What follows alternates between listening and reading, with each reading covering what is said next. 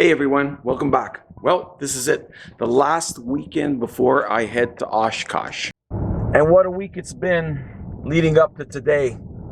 Besides having to finish up some stuff at work, I also had some issues with the plane.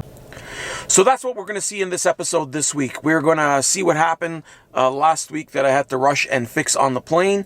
We're going to see the final flight path that I'm going to take on the way to Oshkosh along with my stops, and pack up the plane and get it ready to go. And if we have time, we'll also go for a couple of flights with the plane all packed up. All right, so let's get to it.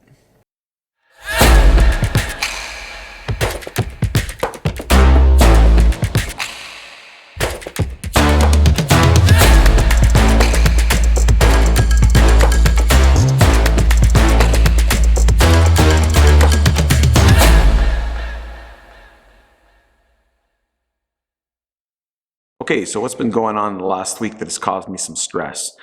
Basically what happened is I went out flying last week with my son-in-law and took him for a flight in the Lancer for the first time, and we were coming back. I was about 10 miles out, reduced my speed, and suddenly the gear transfer light started coming on every 3-4 seconds. It was cycling, light on and off, and which is an indication that the gear is trying to drop, but the hydraulic pump is trying to bring that gear back up.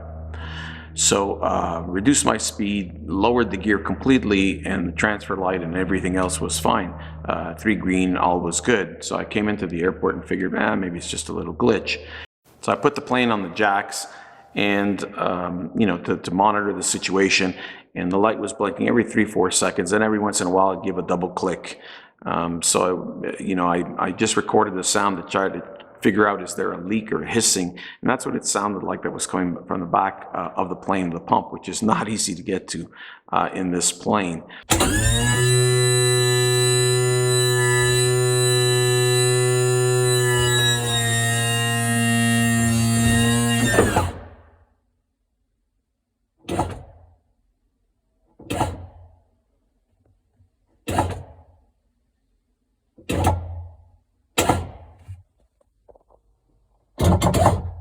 What I did was I pulled the pump out, pulled it apart completely, changed all the O-rings on it, tested some more, and it was no good. Then I isolated the left gears and the right gears, and the very last thing that I checked was the nose gear, and that's where the problem was. There are 2 types of leaks with hydraulics besides on the hoses. On the cylinders themselves, there's what's called an external or an internal leak. And the external is obvious. You'd have fluid dripping out all over the place, which was not the case for me. The other one, the internal, is basically when the gear is retracted, that back section is dripping hydraulic fluid over the O-ring, which is causing it to release pressure, and that was the case for me. So I removed the cylinder, swapped out all the rings, honed the inside because there were a lot of scratches in there. This is original from when I built the plane. This was already assembled when I bought the kit, like the started kit. The gear was already in there. Unfortunately, back then, didn't understand too much with retractable because this is the first retractable plane I own and fly on a regular basis. And not understanding, I guess I left it like that. So it's a little bit my fault right there. Checked all the other ones, everything is good. So while I was at it, because I've had the Aeroquip hoses there for a long time, this kit is from the 90s, so the hoses would have dried up over time. And I was kind of tired of like all these weeps all over the place. So I decided while I was at it, I removed all the hoses inside the nose gear wheel well and replaced them all with nicely flexible braided hoses. So everything is nice, neat, and nothing is leaking. It's been a couple of days now. So where are we at right now? Everything is A-okay. I reassembled the entire plane last night. It was all in pieces all over the place. Everything is reassembled, everything is ready to go. Tested the gear, put it up on the jacks, it held, everything is fine, so that looks great. Oshkosh must have Gus Locks. One of the things I've never really had on this airplane is Gus Locks for the rudder and the elevator. And that's because most times I go to fly-ins or air shows or whatever it may be, spend the day and then come back. And if I spend the night somewhere, I usually find hangar space, so it's always indoors. So this plane is definitely a plane that spends its whole life indoors when not being flown. So what I'm going to do is I'm going to build these temporary Gus Locks, and hopefully while I'm at Oshkosh I can find something a little more elegant. But for now I'm just looking to block up the elevator travel and the rudder travel, and that's what I'm going to do. I'm going to build something up. I'll show it to you guys in a bit. Hopefully it looks good, and or at least good enough for now, and we'll go from there. So what I've done is I've taken some strap, sewed up a line, put a dowel in there. I take this, put it through, this sits underneath, this one here will go on top, and then it'll slide in and create a Gus lock.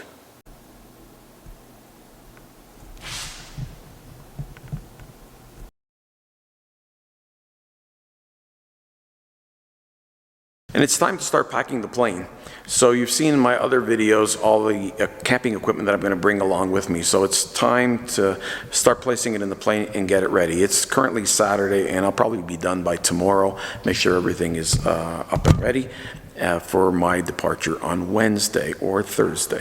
This is all the camping gear I need, and the space on the right will be for some of the clothes. Keep in mind that some of the items I need, like extra clothing and flight gear and cameras and stuff, will sit on the passenger seat for a total of an extra maybe 40 pounds total in the airplane besides this 23 pounds.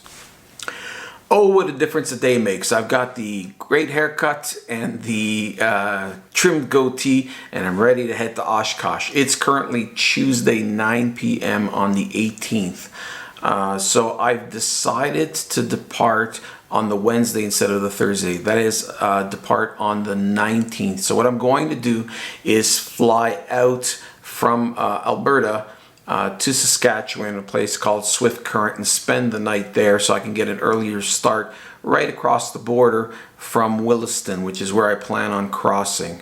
And from Williston, I'm going to go, I have problems pronouncing this name, I'm going to go to a place called Mankato Regional. That's the initial plan. So, and then from there, a beeline to Oshkosh. That's about 90 minutes away from Oshkosh.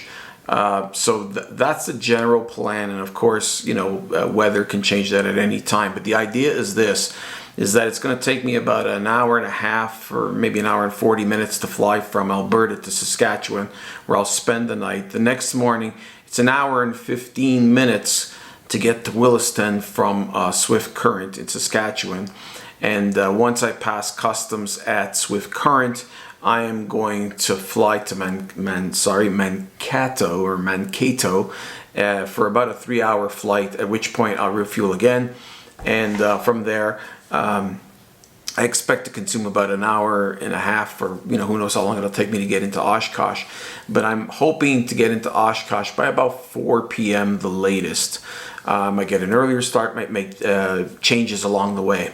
So what I've done so far is I've mentioned in the other videos, in preparation for this flight, I've got all the stickers done. I've got all the CanPass stuff done for when I come back into Canada, so I can cross at any border.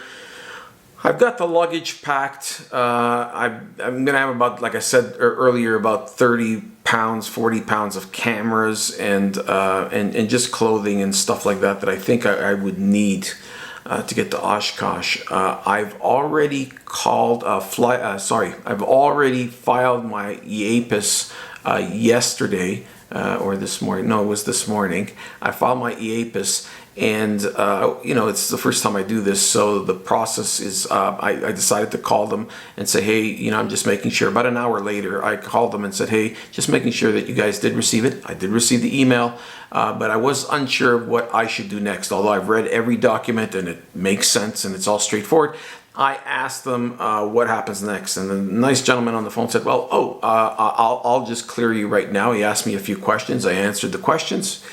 And he said, you're fine. I'm just going to send you an email confirmation in a couple of hours. And when you're ready to cross on Thursday, Thursday morning, the 20th, into Williston, just call us 2 hours in advance and, you know, you'll be able to cross. There's no problem. So I asked him questions like, what happens if I'm running late? What happens if I want to leave a little earlier? And he said it was fine within the operating hours of that office, which was, I think, between 9 and 5. So even if I arrived, you know, a half hour, an hour earlier, it seemed to be okay. He did say he would send me a further confirmation, but I never got that further confirmation today, so I'm going to check up with that tomorrow. He said it would take a couple hours, but I guess their shift ended by the time we finished our discussion. So that's where we're at. I will try to send updates as either shorts or on the Instagram at HUD Pilot as well along the way, but I will be recording some of these things and put together videos, and hopefully I can have time that by the time I get to Oshkosh, my whole arrival, I can maybe sit, because I'm bringing my laptop, I can sit and edit some film and post shorter videos along the way. So I'll try to do that. No promises, but I'll do my best. All right. So we will see you at Oshkosh. Remember, I'm not on a stage anywhere or performing anywhere, but I will be around. Come over and see me. I'll be in the home built camping. Looking forward to seeing y'all. All right. Take care.